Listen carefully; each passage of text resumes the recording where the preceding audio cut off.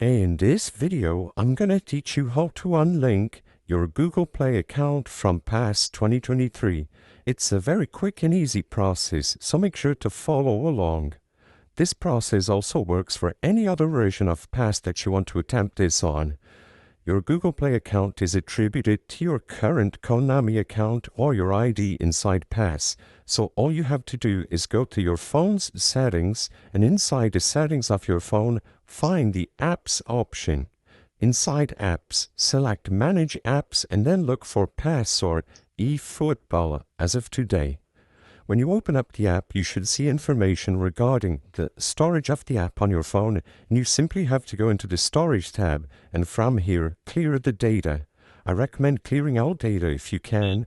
As long as you have or remember your old ID, you will be able to attribute a new Google Play account to it, so go ahead, delete all the data, go back, and now when you open up the game, it's going to be like opening the game up for the first time.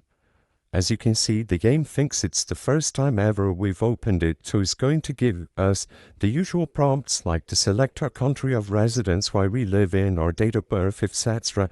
And by doing it like this, you will be able to assign a new Google Play account the next time it asks. I hope I was able to help you on how to unlink your Google Play account from PES 2023.